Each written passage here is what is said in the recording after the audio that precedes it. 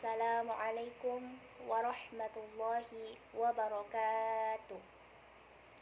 Innal hamdalillah nahmaduhu wa nasta'inuhu wa nastaghfiruh wa na'udzu billahi min shururi anfusina wa min sayyiati a'malina may yahdihillahu fala mudhillalah wa may yudlil fala hadiyalah. Asyhadu an la ilaha illallah wa asyhadu anna Muhammadan abduhu wa rasuluh. Allahumma salli ala Sayyidina Muhammad wa ala ali Sayyidina Muhammad. Alhamdulillah. Marilah kita panjatkan kehadirat Allah Subhanahu wa Ta'ala yang telah memberikan kita beribu-ribu nikmat, baik itu nikmat iman, nikmat Islam maupun nikmat sehat wal afiat, sehingga kita dapat berkumpul di tempat yang insya Allah mubarakah ini. Salawat berserta salam tak lupa kita panjatkan kepada junjungan besar kita, Nabiullah Muhammad sallallahu alaihi wasallam. Nabi yang telah membawa umat manusia dari alam kegelapan menuju alam yang terang benderang. Insya Allah pada kesempatan kali ini saya akan menyampaikan sebuah ceramah yang berjudul Berdoalah niscaya Allah kabulkan. Ma'asyiral muslimin wal muslimat rahimakumullah. Allah Subhanahu wa Ta'ala berfirman dalam Quran surah Ghafir ayat 60 yang berbunyi, A'udzu billahi minasyaitonir rajim. Bismillahirrahmanirrahim. Wa qala rabbukum ud'uni astajib lakum. Innal ladzina yastakbiruna an ibadati sayadkhuluna jahannama dakhirin. Yang artinya, dan Tuhanmu berfirman, berdoalah kepadaku, niscaya akan aku perkenankan bagimu. Dan sesungguhnya orang-orang yang tidak mau menyembahku akan masuk ke dalam neraka dalam keadaan hina dina. Ayat yang tadi saya bacakan secara tegas memerintahkan kepada kita semua untuk senantiasa berdoa kepada Allah Subhanahu wa Ta'ala. Dan Allah Subhanahu wa Ta'ala mengancam siapa saja yang meninggalkan doa dengan azab yang sangat pedih. Ma'asyiral muslimin wal muslimat rahimakumullah. Doa secara bahasa berasal dari kata da'a yad'u du'aan yang berarti meminta dan memohon. Menurut Syekh Ibnu Taimiyah, doa memiliki dua makna. Makna yang pertama ialah makna ibadah. Makna yang kedua ialah makna permohonan.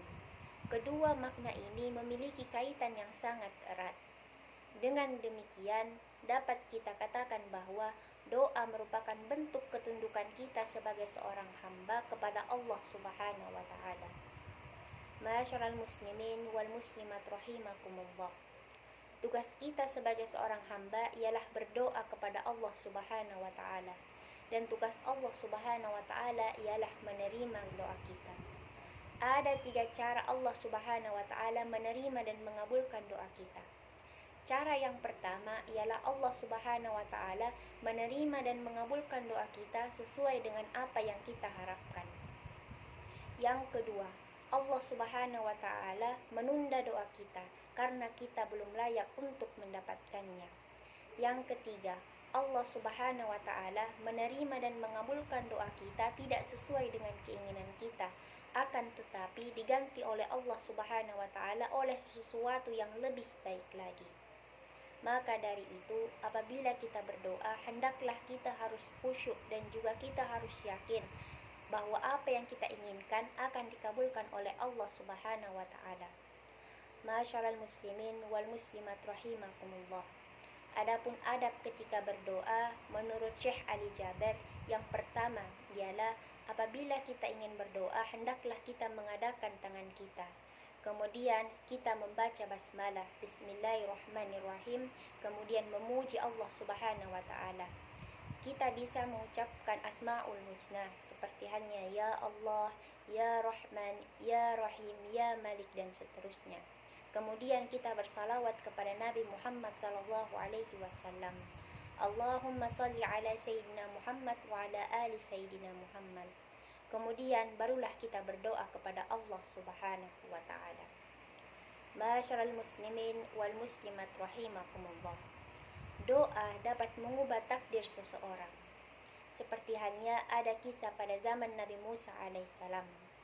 Jadi perlu kita ketahui bersama bahwa Nabi Musa alaihissalam ini memiliki keistimewaan, yaitu dapat berkomunikasi secara langsung dengan Allah Subhanahu wa Ta'ala. Pada suatu hari, ada seorang perempuan yang mandul datang kepada Nabi Musa alaihissalam. Ia menyampaikan keinginannya bahwa ia ingin memiliki seorang anak. Tolong katakan kepada Allah Subhanahu wa Ta'ala. Perempuan itu berkata kepada Nabi Musa, "Wahai Nabi Musa, aku sudah lama menikah, tetapi sampai sekarang aku belum dikaruniai anak. Tolong katakan keinginanku kepada Allah Subhanahu wa Ta'ala. Aku ingin memiliki seorang anak," kata perempuan tersebut. Kemudian Nabi Musa alaihissalam setelah mendengarkan cerita dari perempuan tersebut, Nabi Musa alaihissalam pun menyanggupi. Dan setelah perempuan tersebut pulang ke rumahnya, Nabi Musa alaihissalam kemudian menyampaikan keinginan perempuan tersebut kepada Allah Subhanahu wa Ta'ala. "Ya Allah, tadi ada datang seorang perempuan kepadaku.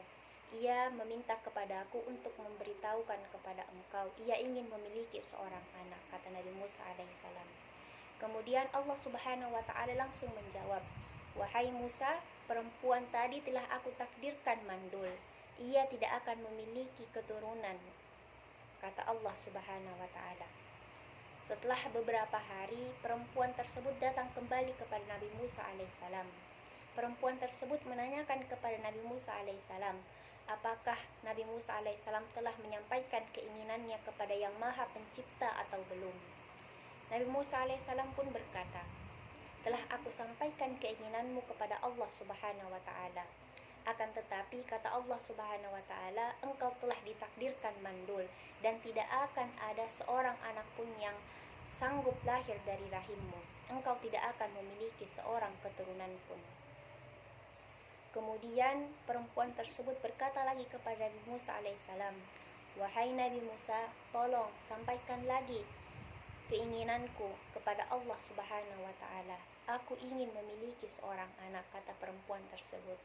Kemudian Nabi Musa alaihissalam pun berdoa kembali kepada Allah Subhanahu wa Ta'ala.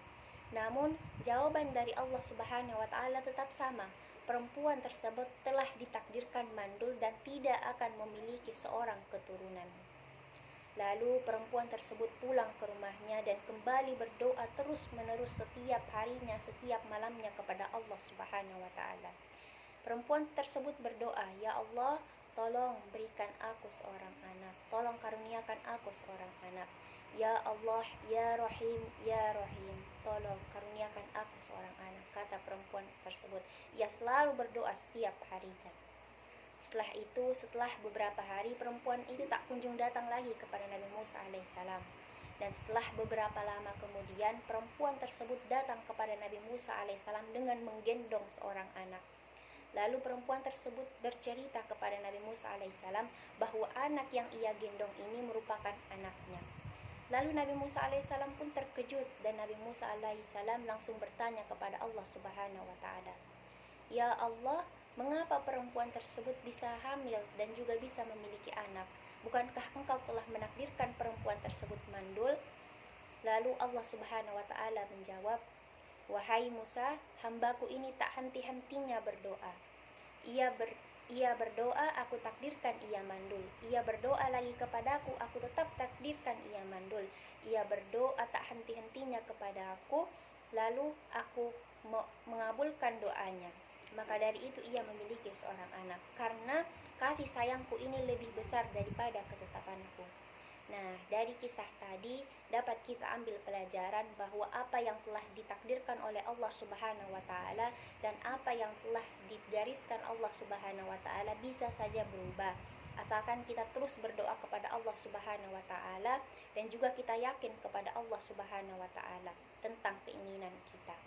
Mungkin hanya ini yang dapat saya sampaikan, kurang dan lebihnya mohon dimaafkan. Apabila ada kata-kata saya yang salah, itu datangnya dari diri saya sendiri, dan apabila ada kata-kata saya yang benar, itu datangnya dari Allah Subhanahu wa Ta'ala. Mungkin hanya ini yang dapat saya sampaikan. Billahi taufiq wa sa'adah. Wassalamualaikum warahmatullahi wabarakatuh.